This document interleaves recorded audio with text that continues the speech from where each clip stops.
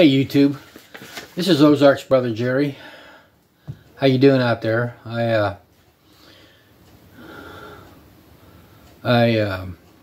Life intervened, and I took some time off, and this may be the only video I do for another year. I don't know, but I read an article and it really resonated with me. And the author of the article is by Melanie Phillips. And she describes herself as a liberal who has been mugged by reality. And she quotes Irvin Kristol. That's actually his quote, but she said that describes her. And the article name is An Altered State. There is no such thing as multicultural society. I have no idea how I even got on her list, but I'll read it here if you want to listen to it. The findings of the 2021 census for England and Wales reveal a country that is becoming unrecognizable before our eyes. Britain's two largest cities, London and Birmingham, and I'm making comparisons to our country, I'm in the US. London and Birmingham are now minority white British. Since the last census 10 years ago, the white British population of Birmingham has fallen from 52% to 43%. In London, the number has fallen from 45% to 37%. So, it's uncontrolled immigration. And now with this, the Western, I believe the United States is manipulating Western Europe, but they're destroying themselves in other ways. BASF just moved out of Germany. I mean, how many countries rely on the chemicals produced by BASF? They have no energy to run the place. They don't have the energy to keep warm. Macron is talking to Biden, I believe today, about we are profiteering over their crisis that they've imposed on themselves. I think they're paying fivefold for gas from us what they paid from Russia. But I continue on into the article. While more than 80% in England and Wales still identify their ethnic group as white, the numbers have fallen from 86% to 81.7%. And while this trajectory shows a downward trend, minorities are rising. The second most common ethnic group after white was Asian, Asian British, or Asian Welsh, at 9.3%, up from 7.5% in 2011. The number of people identifying their ethnic group as other rose to 1.6% from 0.6%. And those identifying as black, black British, black Welsh, Caribbean, or African also increased to 2.5% from 1.8%. No less momentous is the related watershed that has now been reached in the continuing decline of Christianity within the United Kingdom.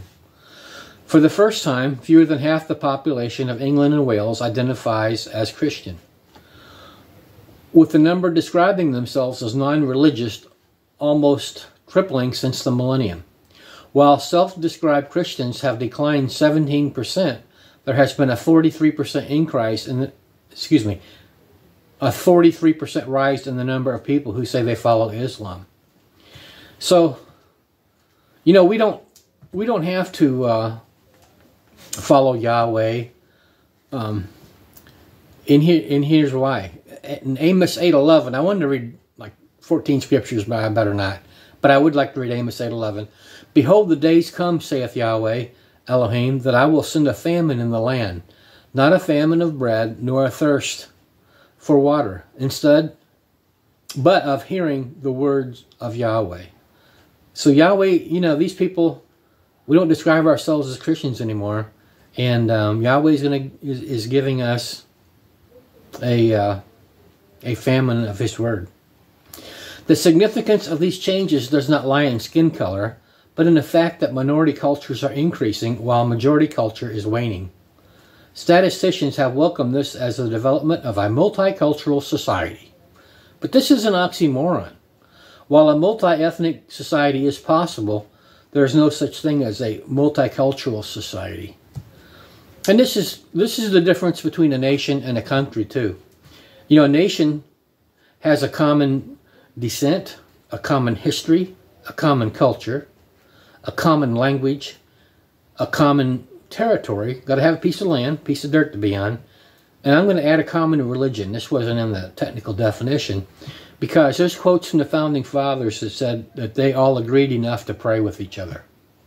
Does that exist today? Do they even pray? They have Muslims come in to pray in our Congress. So that was a nation.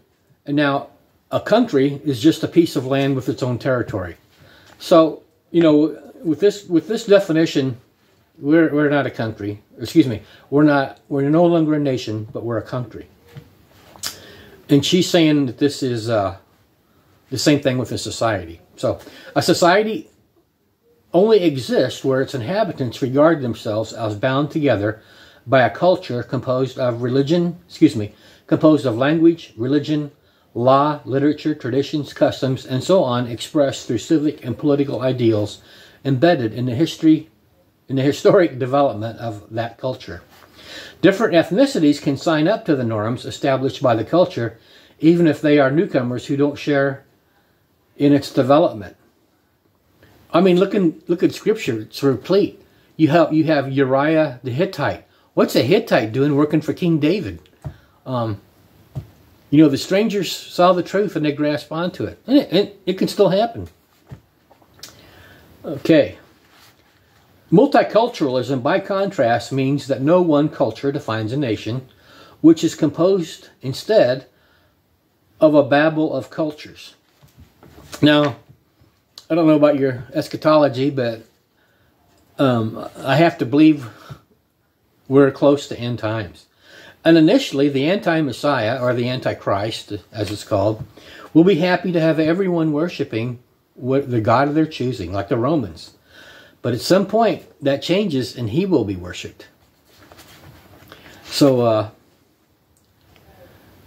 moreover, culturalism holds that the indigenous culture cannot declare its values superior to any other.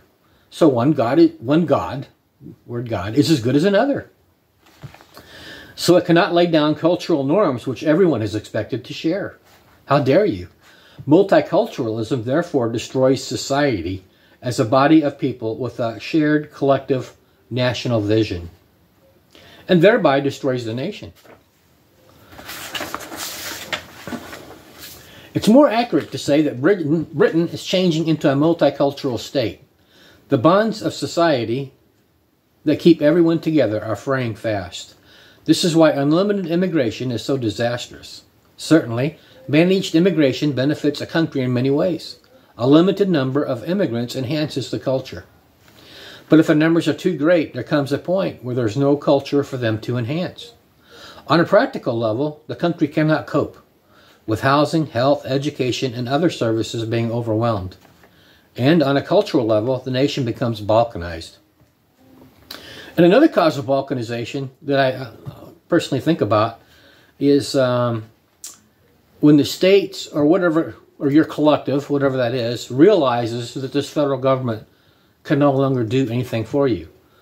If the dollar's worthless, how's it going to help you? So why listen to them? You know, it was, I think they used to say that public education, public schools, government schools were maybe 10 or 20% financed by the federal government, yet they have 50% of the regulations. So let's just get rid of the regulations. The sheer numbers of newcomers from different cultures makes it impossible to hold the culture together. If the vast majority of pupils in a British school come from backgrounds with religious, moral, and cultural values that are foreign or even hostile to Western society, not to mention with poor or non-existent English, it becomes extremely difficult for such a school to transmit British culture to them. It ain't going to happen. They're not going to get your culture. Yet through a combination of ideological will, inertia, sheer incompetence, and either encouraging or permitting mass immigration, successive governments have all been complicit in the increasing balkanization of Britain. Last week, the Office for National Statistics revealed that UK net migration had hit 504,000, the highest figure ever recorded, and the equivalent of adding the population of the city of Liverpool to the country every year. And the key thing is that no one in Britain ever voted for the transformation of their nation like this. No political party ever asked the public.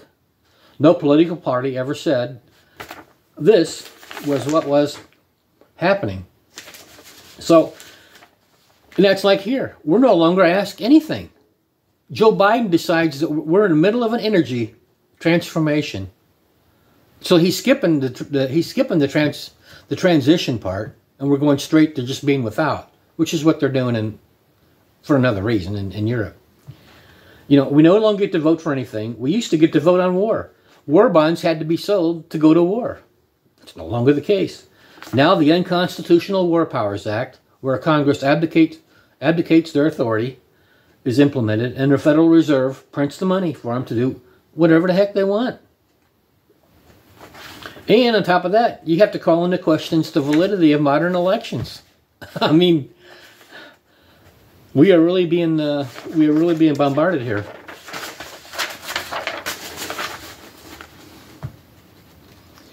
So, no political party ever said this was what was happening. On the contrary, anyone who ever questioned any of it was promptly tarred and feathered as a racist. Woke people love calling people racist. If you take out a certain segment of our population, America drops to 179 of 183 countries in gun violence.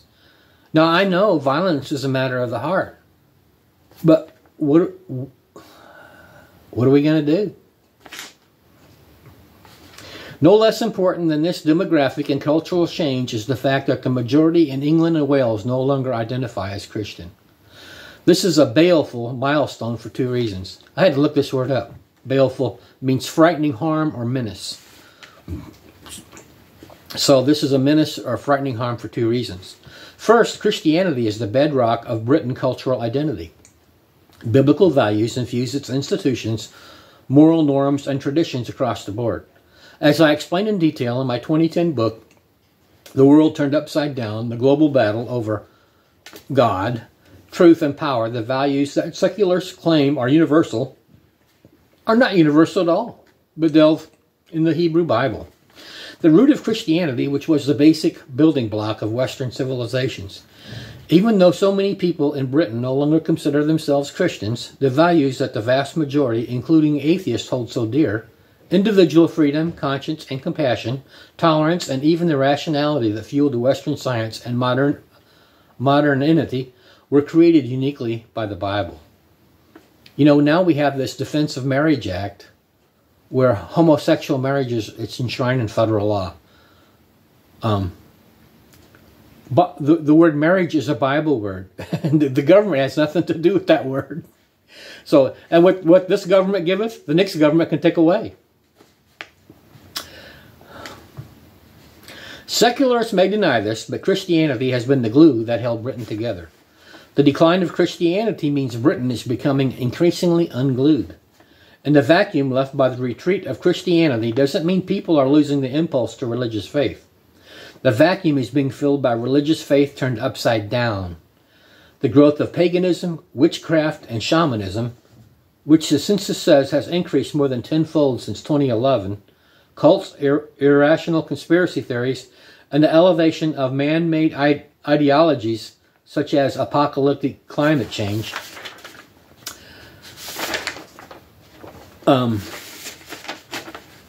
or sex-based rites into creed with all the characteristics of the witch-hunting dogma of medieval Christians, but without their Christian belief. And, you know, it mentions the apocalyptic environmental view. Well, look at the ESG credit scores they're wanting to assign to everyone. And then you need, if you haven't looked into this, you need to look into it. ESG is environment, social, and governance. To where company, you know, depending on your views of maybe homosexuality or any view of governance or the environment, you could get an increasing or a less expensive interest rate on your loan. So this is the way that, you know, this is the camel's head inside the tent. They don't have to pass a law. They're going to control the money. The second baleful outcome is that, as Christianity declares, Islam is rising. Certainly, many British Muslims have totally embraced British and Western cultural norms. But, given the worrying proportion of Islam supremacist attitudes that have been revealed in repeating opinion polling over the years in Britain's Muslim community, these rising population numbers suggest a significant increase in political and cultural muscle among those whose aim is not to adapt to British and Western culture, but to make British and Western culture adapt to Islam. In his fascinating inaugural lecture below as Professor of Evolutionary Genomics at Queen Mary University of London earlier this month, Richard Buggs, B-U-G-G-S, observed that religion and ethnicity were closely intertwined. He referred to a survey that had asked Christians around the world how important their religion was to their lives. In the UK, a mere 11% of Christians said it was important. In sub-Saharan Africa, and other than in South Africa, it was above 80%. These people are committed. They believe in something. The fact that so few Christians in Britain think their faith is important to them suggests that the Anglican Church, in particular, utterly fails to project Christianity as a vital asset to individual lives. But there may also be an issue of shy Christians, which I mean, undercover Christians, who in effect practice their faith undercover.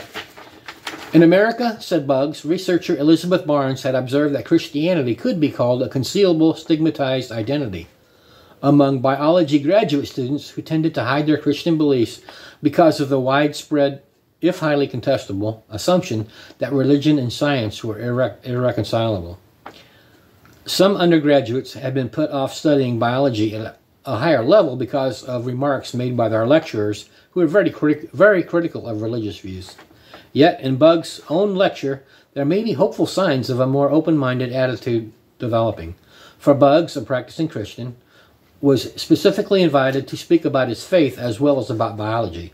And in his lecture, he talked about the unprovable aspects of both Christianity and Darwinism. Darwinism himself, he pointed out, had benefited greatly from the ferment of critical engagement with his ideas, and Buggs ended his lecture by expressing the hope that today's scientists would follow that example. Well, I don't know. In our last round of sickness that we had, it was said, oh, follow the science, follow the science. No one followed the science. It was all lies and made up. But I don't go too far there. A decade ago, Buggs could not have delivered such a lecture without being torn limb from limb. Maybe the fact that he was invited to give it on this occasion merely signifies a particularly tolerant attitude at Queen Mary. But it may also be that among younger biologists, geneticists, and other scientists, developments in science as well as the intolerant and air-strewn bombast of certain celebrity atheists have engendered a more open-minded approach. A culture is like a deep ocean. While prevailing winds may be whipping up the waves, the currents deep below may be going in a very different direction. Well, let's hope so. Let's hope so. So, thanks for listening to my ramble. Have a great day.